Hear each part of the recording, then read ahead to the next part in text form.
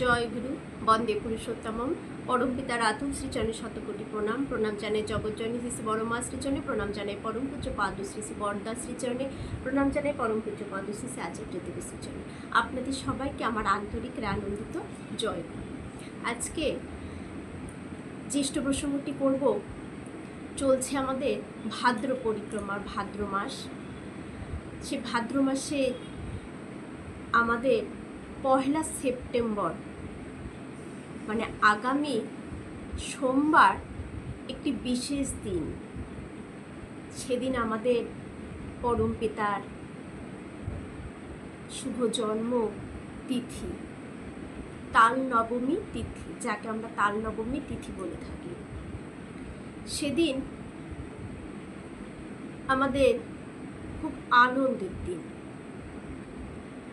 কেন্দ্রীয়ভাবে সেদিন উদযাপিত দেওঘরে উদযাপন করা হবে, আর বাড়িতে বাড়িতে ঠাকুরের এই জন্মতিথিটা পালন করা হবে। কিভাবে এই জন্মতিথিটা আমরা বাড়িতে পালন করব, তারই নিয়মাবলী বা বিধান আজকের ইষ্ট প্রসঙ্গে আমি রাখছি।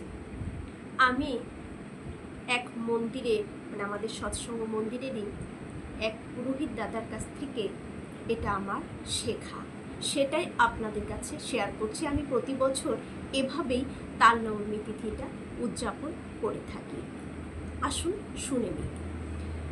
তাল নবমী তিথি ঠাকুরকে ভোগে তো আমাদের তাল দিতেই হয়, সেটা তালের বড়া করেই হোক, তালের ক্ষীর করে আমরা সেটা ভোগ দেব।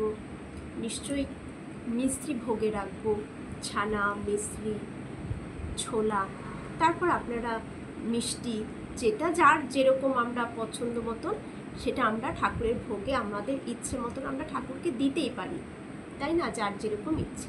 এখন পুজোটা কিভাবে করব সেটাই আজকের আলোচ্য বিষয়। ভাদ্র শুক্ল নবমী, যেটাকে তাল নবমী বলি, 15ই ভাদ্র 1 সেপ্টেম্বর সোমবার। এবার শ্রী শ্রী ঠাকুরের 138তম আবির্ভাব তিথি, 138তম। তো 138টা, আর নইলে 100-র জন্য একটি, আর 38-এর 8টি, মানে 38টি, তাহলে হয়ে গেল 39টি। এই 39টি, আর নইলে পুরোপুরি 138টি। হ্যাঁ, এভাবে আপনারা হিসাব করতে পারেন। এভাবে আমাদের নিতে হবে কি, এই 39টি যদি আমরা 100কে 1 ধরে নিয়ে, আর 38, 1 আর 38, 39, এই 39টি বেলপাতা, 39টি সাদা ফুল, 39টি তুলসী পাতা, এইগুলো আমাদের আগে জোগাড় করে নিতে হবে। সাদা ফুল, গাঁদা ফুল হলেও হবে, সাদা ফুল, তুলসী পাতা আর বেলপাতা, হয় 138টি জোগাড় করব, আর নইলে 39টি জোগাড় করে রাখবো। তারপর দিন ঠাকুরের সামনে একটি আমাদের ঘট বসাতে হবে। ঠাকুরের সামনে একটি ঘট বসাবো। ঘট যেভাবে আমরা স্থাপন করে থাকি সেভাবে আম্রপল্লব দিয়ে আমরা ঘটটাকে বসাবো। ঘটের মধ্যে একটি সুন্দর গাঁদা ফুলের মালা পরিয়ে দেব। তারপর সেই ঘট স্থাপন তো আমরা সবাই জানি, কারণ আমরা সবাই ঘরে ঘরে লক্ষ্মী পুজো করি বা বড় মাকে পুজো করি, যে যেভাবেই হোক সেভাবে ঘরটাকে বসানো হলো। ঠিক যখন 7টা 5 বেজে যাবে, ঠিক সেই মুহূর্তে আমাদের এই জন্মলগ্ন ঘোষণাটা তো করতে হয়। ঠিক সেই মুহূর্তে তখন আমরা কি করব, বাড়ির প্রত্যেকেই সেটা ওই আলাদা আলাদা করে সুন্দর আমরা সাজিয়ে নেব।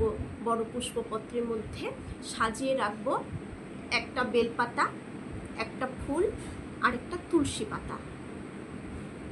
এইভাবে আমরা 39টি ভাগে ভাগে সাজাবো, নইলে 138টি ভাগে ভাগে সাজাবো। তারপর যখন আমাদের শঙ্খধ্বনি উলুধ্বনি দিয়ে জন্মলগ্ন ঘোষণা হবে, বন্দে পুরুষোত্তম ধ্বনি দিতে হবে। বন্দে পুরুষোত্তম ধ্বনি, উলুধ্বনি আর শঙ্খধ্বনি তিনটেই একসাথে চলবে। আর ওই একটা করে যে বেলপাতা, ফুল, তুলসী পাতা সাজিয়েছি, ওই একটা করে নেব আর বন্দে পুরুষোত্তম ধ্বনি দেব, দিয়ে ওই ঘটের ওপরে ঠাকুরকে নিবেদন করব। এভাবে প্রত্যেকেই আমরা একটা করে ওই সাজানো বেলপাতা, তুলসী পাতার ফুল নেব আর বন্দে পুরুষোত্তম ধ্বনি দিয়ে ঘটের ওপরে রাখবো।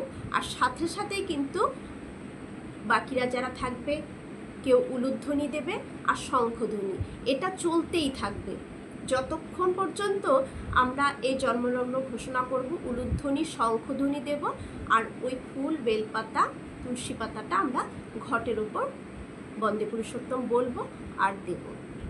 হয়ে গেল। ঠাকুরকে সুন্দর করে সেদিন রজনীগন্ধার মালা নিয়ে এসে ঠাকুরের গলায় আমরা রজনীগন্ধার মালা পরাবো, বড়মাকে পরাবো, বড়দাকে পরাবো, আচার্যদেবের সামনে সুন্দর ফুল দিয়ে সাজিয়ে রাখবো। তারপর আমরা বেলুন দিয়েও সুন্দর সাজাতে পারি, যেভাবে আমরা বাড়ির অন্যদের জন্মদিনগুলো পালন করে থাকি ঠিক তেমন করেই। হয়ে গেল। এভাবে সম্পূর্ণ যখন আমাদের হয়ে যাবে, এই ফুল, বেলপাতা এসব দেওয়া হয়ে যাবে, তারপর সামনে ঠাকুরের ভোগ নিবেদনটা করে দেব।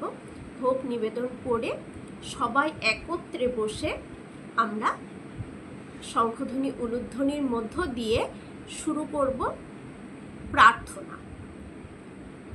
প্রাতকালীন যে প্রার্থনাটা, সেই প্রার্থনাটা সকলে মিলে করব।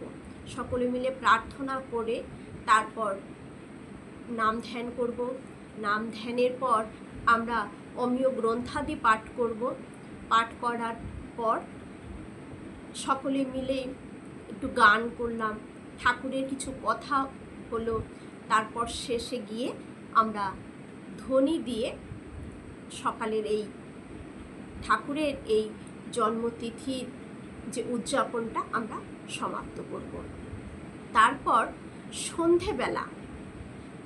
সন্ধেবেলা আমরা প্রার্থনার আগে ঠাকুরের সামনে আমরা 138টা, এবার যখন 138তম আবির্ভাব তিথি, তাই 138টি মোমবাতি আমরা সকলে মিলে ঠাকুরের সামনে সেটা জ্বালাবো।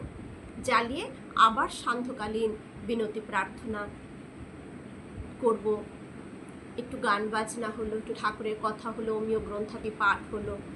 এভাবেই আমরা তালনবমী তিথিটা পালন করব বাড়িতে বাড়িতে সেদিন। আর কেন্দ্রীয়ভাবে দেওঘরে উদযাপন হবে। যারা দেওঘরে যাবেন তারা তো অতি ভাগ্যবান, ভাগ্যবতী, তারা দেওঘরে থাকতে পারবেন। আর যারা যাবেন না তারা বাড়িতে আমরা এভাবে আনন্দ উৎসবটাকে পালন করব, ঠাকুরের জন্ম তিথিটা। তাহলে ডেটটা সবাই মনে রাখবেন, আগামী সোমবার 1 সেপ্টেম্বর, বাংলার 15ই ভাদ্র শুক্ল নবমী, মানে তাল নবমী তিথি, ঠাকুরের জন্মতিথি। সবাই সেদিন পালন করবেন আর খুব করে সেদিন নাম করবেন। কীর্তন করতে বলেছেন ঠাকুর সবসময় বলেছেন তোরা কীর্তন কর, কীর্তনে তোদের পাপ, তাপ, রোগ, শোক সব কিছু ধুয়ে মুছে যাবে। আমি আছি, শুধু প্রাণ খুলে তোরা কীর্তন কর। তাই সবাই কীর্তন করবেন সেদিন। কীর্তন শুধু গান কীর্তনও হয় না, ঠাকুর আলোচনা প্রসঙ্গে বলেছেন ঠাকুরের গুণগান করাটাও কীর্তন। গানের মধ্যে যে লাইনগুলো সেগুলো তো ঠাকুরের গুণগানই হচ্ছে, তাই না? সবাই তাই করবেন, সেদিনটি খুব ভালোভাবে সবাই কাটাবেন। সকলের মঙ্গল প্রার্থনা করি দয়ালের শ্রীচরণে। জয়।